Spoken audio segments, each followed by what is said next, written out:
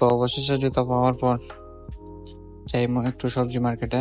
আমাদের এখানে প্রতি শুক্রবারই একটা সাপ্তাহিক সবজি মার্কেট হয় সৌদিতে, এই জায়গায়।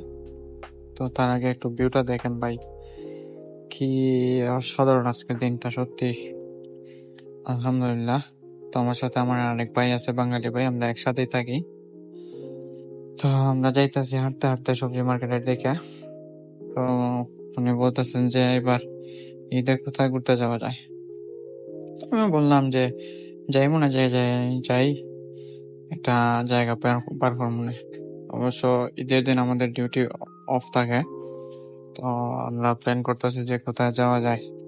ভাই আমাকে জিজ্ঞেস করতেছে। তো আমি বললাম ভাই আপনি বলেন কই যাবো বা কই যাওয়া যায়। তো ভাই বলতেছে আচ্ছা ঠিক আছে, রুমে গিয়া তারপর কথা বলবো। তো গাইস দেখতেছেন এখানে গাড়ি অনেক, প্রচুর গাড়ি। তো সৌদিরা আসলে বাসা থেকে বের হইলে গাড়ি নিয়ে বের হয়।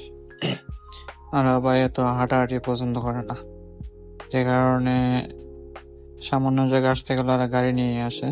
তো এখানে যতগুলোই গাড়ি দেখা যেতেছে সব আশেপাশের বাসা বাড়ির গাড়ি, সবাই গাড়ি নিয়ে বের হয়েছে। আসলে বাইরে তো প্রচন্ড রোদ, যে কারণে সবাই রোদের মধ্যে হাঁটতে পারে না বা তাদের হাঁটতে ইচ্ছে করে না, তাই সবসময় তারা গাড়ি নিয়ে বের হয়। তো আসছিলাম এখানে সবজি মার্কেটে। দুঃখের বিষয় এখানে নাকি সবজি মার্কেট উঠাই দিয়েছে পুলিশে আজকে, তাই সবজি মার্কেট বইছে না। কিছু কিছু আছে, এখানে কয়েকটা কাপড়ের দোকান আছে। তারপর এখানে সামনে একটা গাড়ির মধ্যে তরমুজ বেচতেছে। আয়সা দেখে মনটা খারাপ হয়ে গেল। এখানে প্রতি সপ্তাহে শুক্রবারে একটা সবজি মার্কেট বয় বাঙালিদের।